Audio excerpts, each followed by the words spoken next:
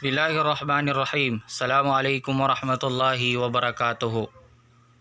Magandang araw sa ating lahat at sa ating guro na si Binibining Ma'am Siti Adefa Makasayon.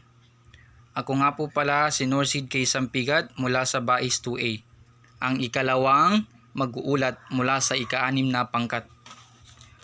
So ang aking tatalakayin ay ang pangdaigdigang kasunduan sa mga karapatang pangkabuhayan, karapatang panlipunan at pangkultural.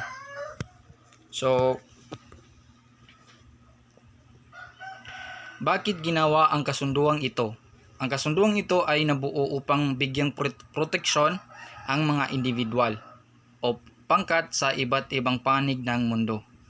So, ginawa ang kasunduang ito upang bigyan proteksyon ang bawat isa, ang bawat pangkat, ang bawat relihiyon sa mundong ito. So yun yung rason bakit ginawa ang kasunduang ito. So ang mga karapatang ito ay ang mga sumusunod. Karapatan ng lahat. Karapatan lahat ng tao na bigyang direksyon ang kanyang katayuang politikal. So karapatan niyang mabigyang direksyon ang kanyang katayuang pangpolitikal. Karapatan din niyang mamuhay ng maganda. Kabuhayan yon, panlipunan at pangkultural na pagunlad. So karapatan din niyang magpatayo ng kanyang business kung yun yung gugustuhin niya. So yun yung mga halimbawa. And then karapatan ng tao na ibahagi at paunlarin ang kanilang likas na kayamanan. So yun, karapatan nilang magtayo ng kanilang business o karapatan nilang magtinda, karapatan nilang paunlarin ang kanilang mga kayamanan.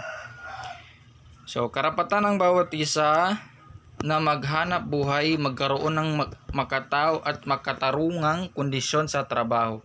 So karapatan ng bawat isa na magkaroon ng magandang trabaho at magkaroon ng makatao at makatarungan na kondisyon. At magkapantay na sweldo at magkapantay na sweldo at trabaho, ligtas at maayos na lugar na trabaho at magkaroon ng pahinga at libangan. So yun, kailangan karapatan natin na magkaroon ng trabaho upang sa ganun ay mapabuti ang ating pamumuhay, at karapatan din natin na magpahinga galing sa trabaho, at karapatan din natin na magmuni-muni or maglibang. So, karapatang bumuo at sumali sa mga unyong pangkalakal. Karapatang magaklas at karapatan sa panlipunang siguro. So, karapatan ng bawat isa na sumali sa mga unyong pangkalakal. Halimbawa ay karapatan nating magtinda ng kung ano-ano upang sa gayon ay mapabuti ang ating pamumuhay. At karapatan nating magaklas para sa sa pamumuhay na siguro, panlipunang siguro. So yun, karapatan nating magaklas. Halimbawa ay sa ngayong pandemic is yung iba is sinasabi nila na mandatory ang vaccination. So, yung iba is hindi nila gustong magpa-vaccine. So, karapatan nating mag-aklas sa mga ganoong mga law. So, protection para sa mga nanay at kabataan. So, halimbawa nito ay ang BAUSI. So, yan yung karapatan ng mga kababaihan, karapatan ng mga nanay at kabataan na huwag saktan, huwag abusuhin. Yun yung halimbawa, ang BAUSI. So karapatan sa sapat na antas at pamumuhay sapat na pagkain at sapat na damit at bahay. So bawat isa ay karapatan nating na may sapat tayong pagkain, may sapat tayong damit at sapat na bahay. Lahat ay may karapatan sa mataas na pamantayan sa pisikal at pangkaisipang kalusugan at edukasyon. So karapatan natin na mabigyan ng edukasyon ang bawat isa para mapalawak ang ating kaalaman. At karapatan din natin na mabigyan ng mga gamot para malakas ang ating pisikal at pangkaisipang kalusugan. So yun yung mga halimbawa.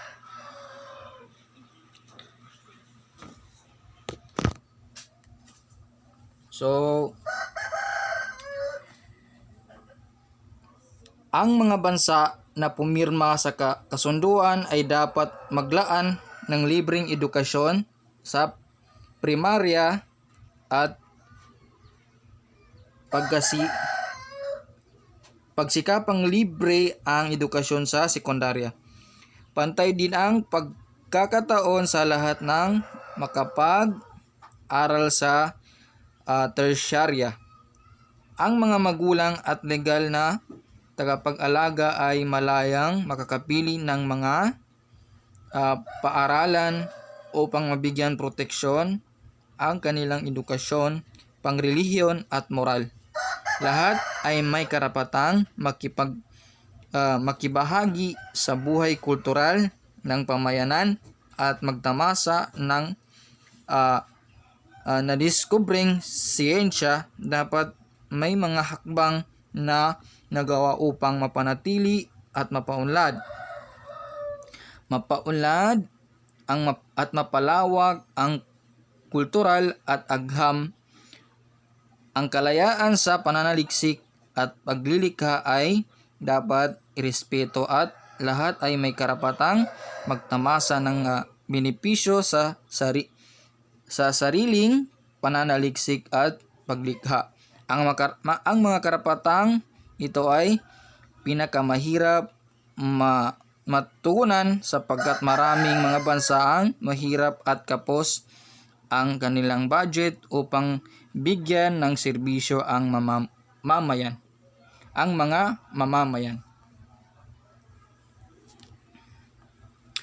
Kasunduan ukol sa karapatan ng mga bata. Convention on the Rights of the Child. So, ano nga ba ito?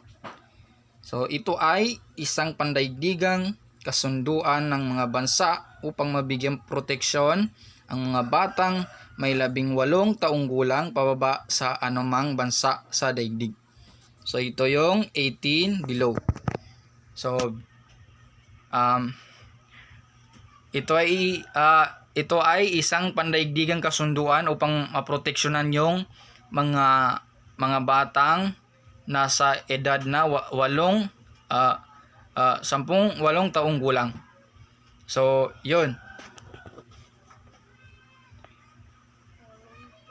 4 na aspeto ng karapatan. Una, karapatang mabuhay. So, karapatan ng mga batang mamuhay. Mamuhay ng maganda. Karapatang magtamasa ng kaunlaran. Karapatan nilang magtamasa ng kaunlaran sa mga paligid nila. Karapatang mabigyan ng proteksyon. So yun, karapatang mabigyan ng proteksyon upang hindi sila maabuso, hindi sila masaktan. Karapatan din nila na karapatan sa partisipasyon sa lipunan. So yun yung 4 na aspeto ng karapatan. Karapatang mabuhay ng may dignidad. Survival rights. So karapatan ng mga bata. Una, mabuhay. Mabuhay ng maganda, makapaglaro, maging masayahin. So yan, kalusugan. Pangalawa, kalusugan para malakas ang kanilang mga katawan. At pangatlo, pamilya. Ang kumpleto ang kanilang pamilya. Maayos na pamumuhay. So yun, maayos na pamumuhay. Karapatang pangkaunlaran, development rights. karapatan ng mga bata. Una, edukasyon. So karapatan nilang mag-aral para mapalawak ang kanilang kaalaman. Pagpapaunlad sa personalidad. So pagpapaunlad sa personalidad. Pangatlo, sa relihiyon. Karapatan ng mga bata ang paunlarin ang kanilang karapatan ng mga bata kung ano yung gusto nilang relihiyon. So karapatan din ng mga bata makapaglaro at makapaglibang. So yun yung mga gusto ng mga bata, makapaglaro at makapaglibang, impormasyon at kaalaman. So yun, karapatan nilang na-inform at mapalawak ang kanilang kaalaman. Karapatan ukol sa pagbibigay protection rights. Karapatan ng mga bata. Karapatan sa isang payapa at ligtas na pamayanan. So karapatan nilang mapayapa, ligtas yung lugar na kung saan ay doon sila nakatira. Karapatan sa proteksyon sa oras ng armadong paglalaban. So halimbawa nito ay ito yung mga tao na dapat ay mabigyan ng proteksyon. Halimbawa ay yan yung mga nagbabarilan. So dapat ay mailikas sila or ma-evacuate sila sa lugar na pinangyayarihan ng gulo. So karapatan sa proteksyon laban sa diskriminasyon. Halimbawa nito ay ito yung mga tao na bully. So dapat ay alam natin na huwag nating gagawin sa iba na i-discriminate natin yung isang tao o isang individual. So karapatan sa pang-aabuso at pagsasamantala. Karapatan ng mga bata na huwag abusuhin, huwag saktan. So yun ang halimbawa. Karapatan sa pakikilahok, participation rights. Ang mga batay ay may karapatang makapagpahayag ng sariling opinyon o pananaw. Ang kababaihan sa lipunang Pilipino.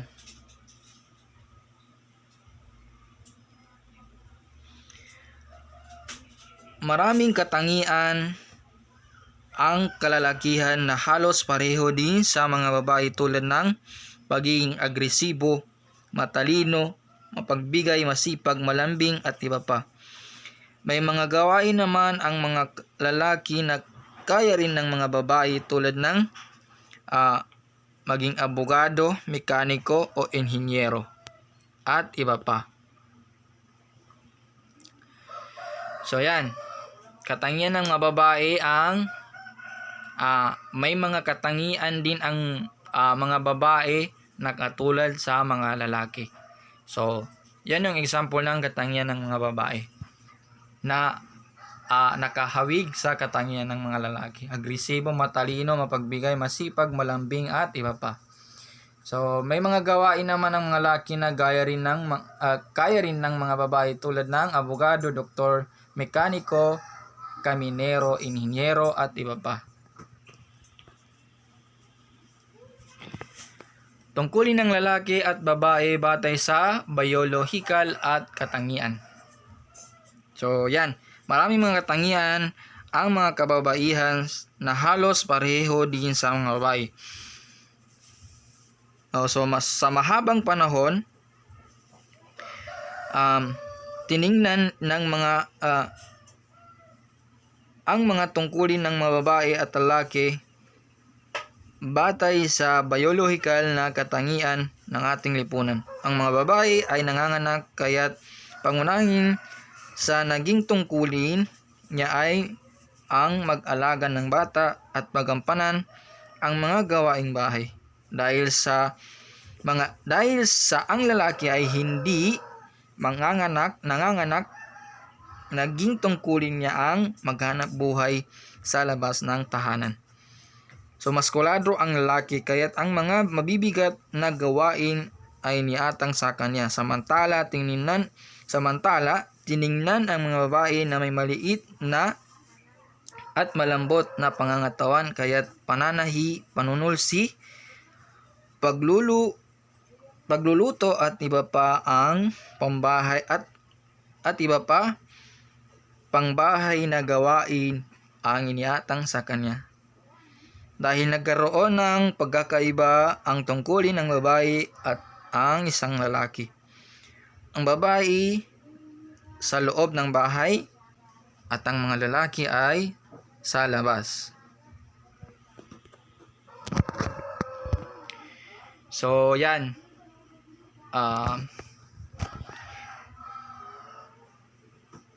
Karamihan sa mga lalaki ay naging pinuno o namamahala sa negosyo. So karamihan sa ating mga lalaki is yon naging pinuno o naging presidente o naging kapitan o naging kapitan or ano diyan na naging pinuno. So nawalan ang babae ng mahalagang papel sa pag-unlad ng bansa. Di pantay na pagtingin sa mga kababaihan ay nagresulta ng pambubugbog ng asawa, karahasan sa kababaihan, pagbebenta sa mga babae at iba pa. So yan yung dulot ng di pantay na pagtingin sa mga kababaihan ay nagresulta ng yan, pambubugbog sa asawa, karahasan sa kababaihan, pagbebenta sa mga asawa, sa mga babae. So yun. So yun lamang po. Syukran and assalamualaikum warahmatullahi wabarakatuh.